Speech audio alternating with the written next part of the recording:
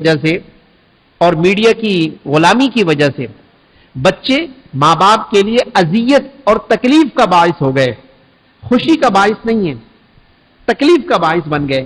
ماں کو تکلیف دے رہے ہیں، باپ کو تکلیف دے رہے ہیں، بات نہ ماننا، لڑائی کرنا، جھگڑا کرنا۔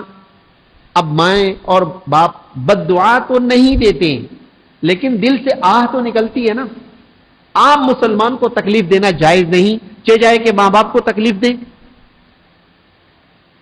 میرے پیارے بھائیوں، جس کی ماں زندہ ہے اس کو کسی پیر کے پاس جانے کی ضرورت نہیں ہے، اس کو کسی قطب اور ابدال کے پاس جانے کی ضرورت نہیں ہے۔ اس کا قطب، اس کا ابدال اس کے گھر میں اس کی ماں بیٹھی ہوئی ہے، اس کی خدمت کرے، اس کو خوش کرے، اس کو راضی رکھے، پھر دیکھے اللہ کہاں پہنچاتا ہے۔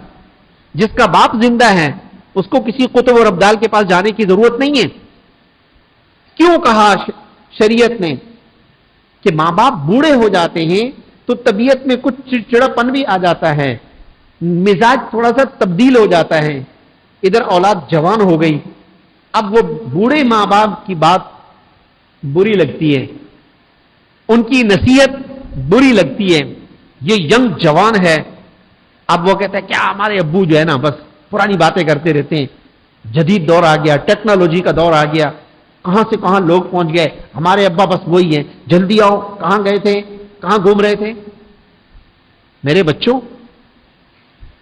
دعائیں دیں، جن کے نہیں ہیں ان سے پوچھیں، ماں باپ کی ڈانٹ کو اپنے حق میں دعا سمجھیں۔ ماں باپ دشمن نہیں ہیں، ان کی ڈانٹ ڈبٹ کو اپنے لیے دعا سمجھیں۔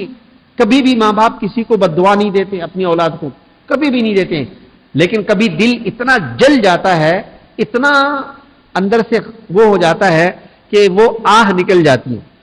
ایک واقعہ ہے نا، صحابی رسول، صحابی کا رتبہ اور مقام دنیا کے سارے قطب ابدال غوث مل کر ایک صحابی کے پاؤں کے نیچے لگی خاک، اس خاک کا کروڑواں حصہ، اس کے برابر بھی یہ سارے قطب ابدال نہیں ہو سکتے۔ صحابی کو اللہ نے کتنا اونچا مقام دیا ہے، لیکن دیکھو صحابہ نے کہا کہ ہمارے ایک دوست صحابی کی جان نہیں نکل رہی، روح پھنس گئی ہے، اے اللہ کے رسول آپ تشریف لائیں، ان کے لیے دعا کر دیں تاکہ ان کی جان کنی کا عالم، جو روح پھنس گئی ہے، نکل نہیں رہی، اللہ آسانی کا معاملہ فرما دے۔ آپ صلی اللہ تعالی علیہ وسلم جیسی پہنچے، بذریعہ وحی اللہ تعالیٰ نے آپ صلی اللہ تعالی علیہ وسلم کو بتا دیا کہ معاملہ کیا ہے۔ آپ صلی اللہ تعالی علیہ وسلم پہنچے، دیکھا تو فرمایا کہ بھائی اس کی ماں کہاں ہے، اس کی ماں زندہ ہے؟ فرمایا ہاں ہاں ماں زندہ ہے۔ کہا بلاؤ اس کو۔ وہ بڑھیا لاٹھی لے کر آ گئی۔ آپ صلی اللہ تعالی علیہ وسلم نے ڈائریکٹ اس سے کہا کہ آپ کا بیٹا ہے؟ فرمایا ہاں میرا بیٹا ہے۔ کہا بڑھیا اس کو معاف کر دے۔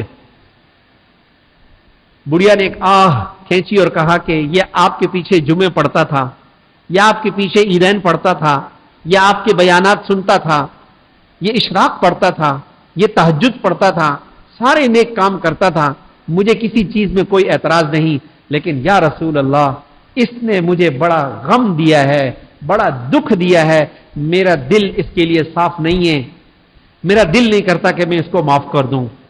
اللہ کے رسول نے فرمایا، اتنی بات سن کے صحابہ اکرام بھی ساتھ گئے تھے، فرمایا لکڑیاں لے کر آؤ۔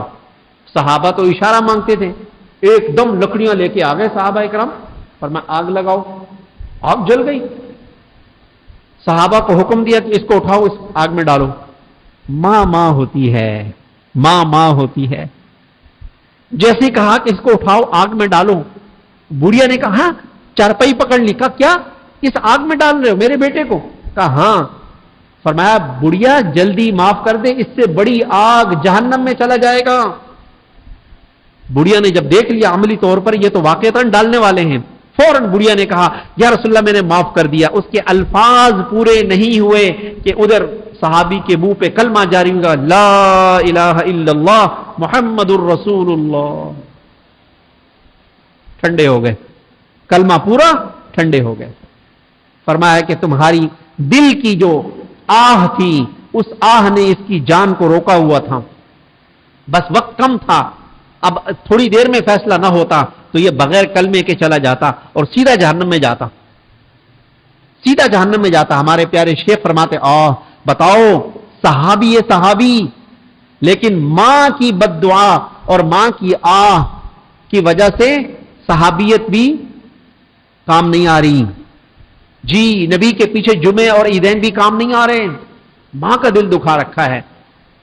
حضرت ابو ہریرہ کی ماں